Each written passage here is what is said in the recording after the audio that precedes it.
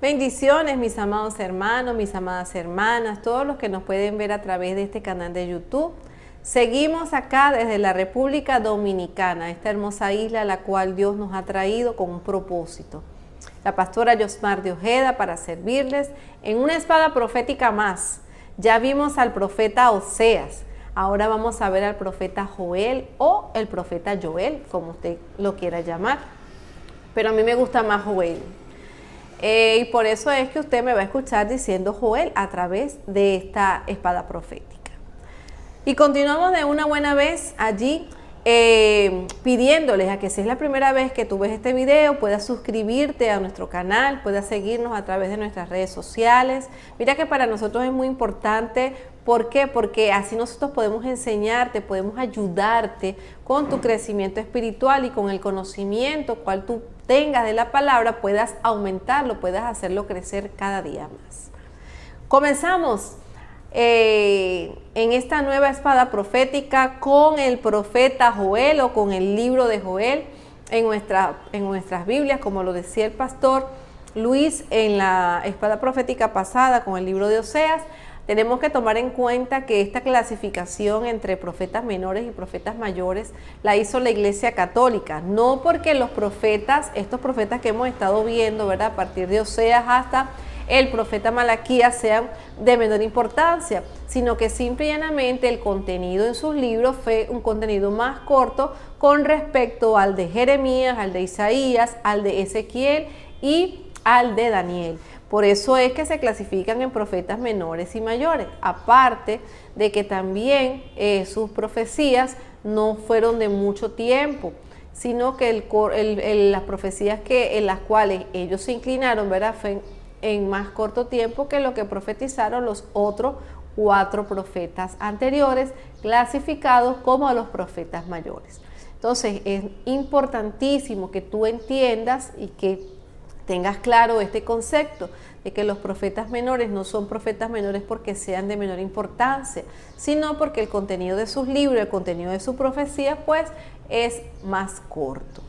Así adentramos con el profeta Joel. Para poder estudiar los libros es necesario saber el contexto histórico, conocer la estructura del libro, conocer sus palabras clave, sus versículos clave, conocer quién era el profeta, en dónde, si te recuerdas, en nuestra primera clase, en la parte introductoria de esta espada profética, si te acuerdas del mapa que colocamos, de todas maneras yo te lo voy a volver a mostrar para que te sitúes en dónde se encontraba el profeta que se levantaba para dar la profecía y hablar al pueblo del Señor.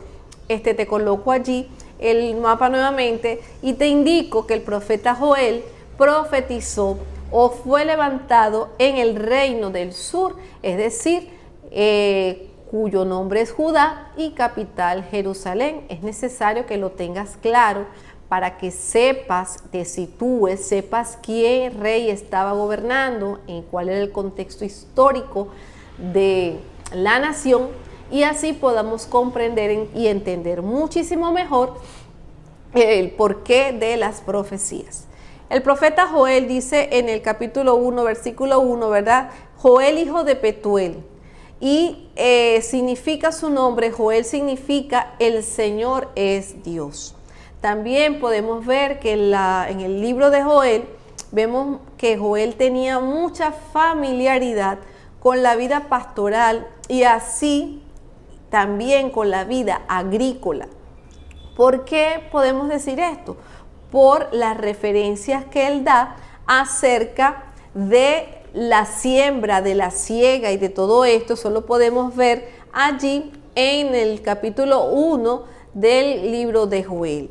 También podemos ver que Joel, o para Joel, había un profundo celo por los sacrificios. ¿Qué sucedía? Que había venido una crisis de unas plagas que se habían comido toda la cosecha. Fíjense que la palabra del Señor dice allí lo que dejó la oruga, el saltón, el revoltón, las langostas. Vemos allí estos animales que a ciencia cierta no sabemos si se trataba de 4 animales diferentes o de 4 insectos diferentes, o si se trataba de un solo animal, es decir, la langosta, y cada uno de la oruga, el revoltón, el saltón, fue una de las etapas de este insecto hasta llegar a la langosta. A ciencia cierta esto se desconoce, lo que sí es cierto es que vino una plaga y dañó las cosechas, dañó las siembras allí. Entonces hubo una devastación económica severa dentro de la nación. Esto produjo también una sequía. Amado, era una crisis bastante compleja, una crisis en donde no había alimento, una crisis en donde las cosechas se dañaron, una crisis en donde había una sequía severa. Y fíjense que aparte de eso, entonces la invasión de las langostas, dejando débil al reino del sur. Todo esto da a Joel una ilustración del juicio de Dios. Fíjense que estudiando los profetas, vemos que cada uno de los profetas tiene un llamado al arrepentimiento por un pecado determinado o determinante en cada uno de ellos. El profeta Joel, al leerlo, usted no va a encontrar la causa por la cual el profeta le dice a su pueblo, le dice al pueblo de Dios que se arrepienta y se convierta. Usted no va a conseguir en el libro de Joel el pecado a ciencia cierta o definido de lo que padecía el pueblo o el pecado en el cual el pueblo se había corrompido.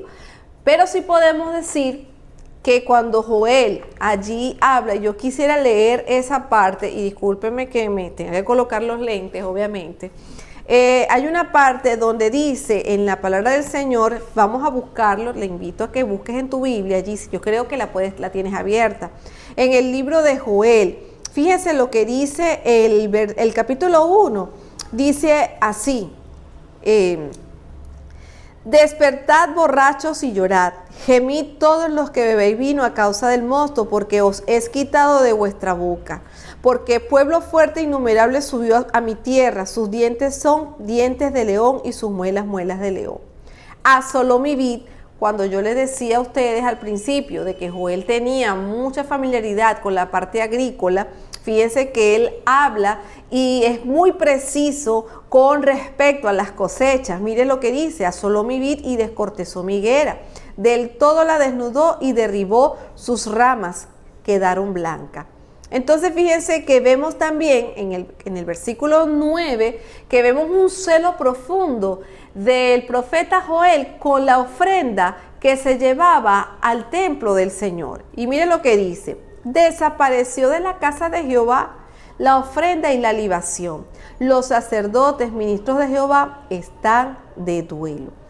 Y lo vemos más adelante, que él vuelve otra vez en el versículo 13, dice: ceñíos y lamentad, sacerdotes, gemid, ministros del altar, venid, dormid en silicio, ministros de mi Dios, porque quitada es de la casa de vuestro Dios la ofrenda y la libación. Entonces, si bien les acabo yo a ustedes de decir de que no se conocía el pecado exacto del pueblo del Señor aquí en Judá, estamos situados en Judá, tenemos que estar pendientes de que el profeta Joel profetizó en el reino del sur, en Judá, en donde se quedó Roboam, el hijo de Salomón, ¿ok? Entonces tenemos que tener pendiente eso. Entonces, si bien es cierto de que los profetas le advertían al pueblo del Señor, al pueblo, de su pecado, Joel hace mención cuando se refiere a las cosas de Dios, se refiere y siempre saca la ofrenda de Dios. Se ha apartado la ofrenda de Dios. Nos puede dar a nosotros una idea de que realmente lo que estaba sucediendo en el pueblo de Judá era que se había introducido un espíritu de insensibilidad con respecto a las ofrendas que se llevaban ante el templo y ante el sacrificio del Señor. Entonces, nos da una idea de esto y podemos decirlo, ¿verdad? Pero a ciencia cierta, exactamente, esta fue la causa, no la sabemos, pero sí podemos decir que se había producido en el pueblo una insensibilidad con respecto a la ofrenda. Fíjense que es tanto así de que él les dice, mira lo que está pasando, vino lo que comió el saltón, el revoltón y la langosta, mira, no ha quedado nada. ¿Por qué? Porque cabe destacar que cuando se llevaban los sacrificios para la expiación de los pecados, que la gente iba una sola vez al año, ustedes lo saben, porque lo hemos dicho en la armadura teológica, la vimos en la parte de la expiación, lo vimos allí, el pastor Luis lo recalcó, que en la época del Antiguo Testamento la expiación se realizaba una vez al año y cada quien llevaba una ofrenda, un cabrito, un macho cabrío. Los que tenían menos posibilidades económicas llevaban una paloma, ¿verdad? Una tórtola llevaban ellos allí, y así sucesivamente, dependiendo de las posibilidades económicas de cada persona o de cada familia. Entonces, ¿qué sucedía? Que al no haber o al haber caído en esta crisis económica donde no había siembra, quizás el ganado había muerto debido a la sequedad y debido también a la falta de alimento. El ganado tenía que estar permanentemente comiendo pasto fresco, pero no había nada de esto. Entonces quizás el pueblo, yo me imagino que el pueblo habrá dicho, bueno, lo siento, Señor, pero no podemos llevarte ofrenda porque mira, no hay nada. Igualmente nos pasa hoy día cuando nosotros decimos, bueno, no tengo trabajo, o sea, ¿qué voy a ofrendar yo? ¿Qué voy a diezmar yo? Quizás, ¿verdad? Muchos de nosotros podemos decir esto, pero lo del Señor no va tan allá a la crisis, sino en la actitud del corazón que el pueblo pueda tener con respecto a las crisis y con respecto a este tipo de cosas que suceden, que no dependen directamente de uno. Entonces, fíjense, la profecía de Joel fue revelada durante el reinado aproximadamente de Joás, el reinado de Joás en Judá. Y cuando el rey era un niño, ¿verdad? Y el sacerdote Joiada era su regente, aproximadamente estamos hablando del año 830 a.C. Tenemos que recordar que el reinado de Joás, ¿verdad?, comenzó desde que él era un niño, pero no podía tener el control, por así decirlo, sino que necesitaba un regente. En este caso el sacerdote Joiada era el que lo ayudaba a él poder tener el reino bajo su poder, tener el reino allí bajo su dominio, pues. Y que las personas y que el pueblo pues estuviese subyugada a el reinado. Entonces cabe destacar que puntos importantes, puntos resaltantes, aproximadamente el libro de Joel se escribió en el año 830 a.C., no tenemos una fecha exacta, y como no revela cuál fue el pecado real del pueblo, entonces no se puede situar. Muchos teólogos lo han situado en toda la historia del pueblo de Israel. ¿Por qué en toda la historia? Porque el simple hecho de que el libro de Joel hable de lo que es la era milenial, lo que es las bendiciones futuras, lo que le espera a Israel en el futuro, pues se puede asociar y se puede situar en cualquier periodo de la historia del pueblo de Dios, del pueblo de Judá. Eso lo vamos a ver un poquito más adelante. Entonces, los enemigos de la nación.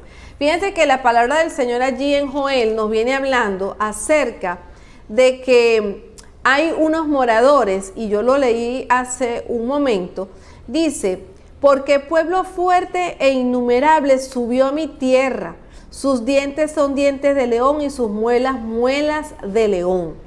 Quiere decir, amado hermano, de que no solamente está hablando de una enjambre de langostas, de un enjambre de insectos que vinieron para devastar las cosechas, sino que eso tiene otro sentido muy particular, y es que tenemos que ver quiénes eran los enemigos que acechaban a Judá. Y los enemigos para la época de Judá era la nación de Tiro y de Sidón al norte. Eso lo vemos allí en el libro de Joel. Fíjense que él lo dice en el capítulo 3, en el versículo 4, dice, mire lo que dice allí Y también, ¿qué tengo yo con vosotras, Tiro y Sidón, y todo el territorio de Filistea? ¿Queréis vengaros de mí? Y si de mí os vengáis, bien pronto haré yo recaer la paga sobre vuestras cabezas. Es decir, que Tiro y Sidón eran enemigos de Judá y por lo tanto también ellos habían incursionado y también habían querido saquear a la ciudad de Judá. Fíjense que también allí tenemos a Filistea al oeste, en ese mismo versículo que acabamos de leer, y Edom y Egipto al sur. Eran los enemigos de Judá. Entonces tenemos a Tiro y Sidón al norte. Vamos a colocar el mapa y vamos a situarnos así. Al norte de Judá, estamos en Judá, reino del sur. Al norte tenemos a Tiro y Sidón. En el oeste tenemos a Filistea. Y Edom y Egipto lo tenemos hacia el sur. Algunos otros profetas como Amós, Jeremías en sus escritos son parecidos a los de Joel. Esto es una referencia que también nosotros tenemos que hacer. Entonces, mis amados, ¿cuál es el versículo clave en el libro de Joel? El versículo clave es en el capítulo 2, versículo 13, donde dice allí: rasgad vuestro corazón y no vuestros vestidos, y convertíos a Jehová vuestro Dios, porque misericordioso es y clemente, tardo para la ira y grande en misericordia, y que se duele del castigo. Este es nuestro versículo clave en el libro de Joel. ¿Cuál es el tema en el libro de Joel? El juicio de Dios sobre el pecado humano, la necesidad del arrepentimiento y la gracia misericordiosa de Dios, de modo que todos los que invoquen su nombre sean salvos. Y también habla muchas veces en el libro de Joel acerca de que el día del Señor vendrá. Siempre vamos a conseguir esta frase en el libro de Joel. Habla de la promesa, también del derramamiento del Espíritu Santo, algo muy connotativo en el Nuevo Testamento, pues el libro de los Hechos de los Apóstoles, por allá en el capítulo 2, nos hace referencia acerca, y los mismos apóstoles hacen referencia acerca de esta promesa que se consigue en el libro de Joel, ¿verdad? Cuando dice que en los postreros días, ¿verdad?, derramaré de mi espíritu sobre toda carne, y vuestros hijos y vuestras hijas profetizarán, y vuestros ancianos soñarán sueños, y ya lo vamos a ver también cuál es esta promesa que está en el libro de Joel. ¿Cuál es la estructura de este libro? Pues simplemente la primera es la invasión de las langostas, la invasión del poderoso ejército del Señor, e incluye la invitación de Joel al pueblo para que se vuelva al Señor. Cabe destacar que cada vez que Dios levantaba un profeta, la finalidad de este profeta era ayudar o hablarle al pueblo para que se convirtiera de sus malos caminos. Muy pocas veces Dios levantó un profeta en medio de un pueblo santificado y consagrado a Dios. Muy pocas veces sucedió eso. Siempre que Dios levantaba un profeta era para hacer volver el corazón del pueblo de Dios a Él. ¿Por qué? Porque se habían desviado, porque en el camino se desviaban de lo que Dios quería para el pueblo. Entonces, esta es uno de los objetivos o el objetivo principal por el cual Dios levantaba a sus siervos los profetas en medio del pueblo, era para esto, para hacer volver el corazón del pueblo al Señor. También describe cómo el Señor rescatará al pueblo de Israel y hará un juicio en el futuro donde los enemigos de Israel serán castigados. Y esto lo vamos a ver. ¿Cuándo va a ser esto, mi amado hermano? Esto es una profecía de doble cumplimiento. ¿Por qué es profecía de doble cumplimiento? Porque se cumplió muchísimas veces cuando los enemigos de Judá fueron destrozados por Dios. El mismo pueblo, ¿verdad? Allí, con la ayuda de Jehová, pues pudo enfrentarlos y pudo derrotarlos. Pero el juicio final, allá donde terminará todo esto, donde realmente esta promesa se va a cumplir en su 100%, donde todos los enemigos de Israel serán castigados y será un solo juicio, será allá en el juicio, amado, a las naciones, y eso lo profetiza Joel también. ese juicio a las naciones con el cual Dios con vara de hierro va a gobernar esa segunda venida que tanto hemos esperado. Allí en las cápsulas escatológicas lo explicamos muy bien y muy detalladamente en esa última etapa de la segunda venida, ya con el juicio a las naciones, ¿verdad? Vemos el bosquejo del libro de Joel, vemos los acontecimientos históricos recientes que los vamos a ver en Joel a partir del capítulo 1, versículo 1 hasta el capítulo 2, versículo 17. Vemos los acontecimientos históricos que se estaban suscitando, la peste de las plagas, ¿verdad? De lo que se habían comido, la siembra, las cosechas, todo esto, lo que habían despojado total y completamente al pueblo de Dios de las cosechas, de la siega, de los alimentos. Había una devastación, una crisis económica, crisis en todos los sentidos, amado hermano, y una escasez tremenda por el producto de la invasión de esta plaga. La otra parte de lo que es este bosquejo del libro de Joel habla también de los acontecimientos futuros acerca de que el día de Jehová vendrá, y eso lo vemos a partir del capítulo 2, versículo 18, hasta que termina el libro en su capítulo 3, en el versículo 21. Y con esta parte quiero detenerme, ¿por qué? Porque tenemos que entender lo que significa las bendiciones futuras del pueblo de Israel. Tenemos que tomar en cuenta que todo lo que Dios ha prometido se lo prometió a su pueblo, pero que nosotros fuimos insertados en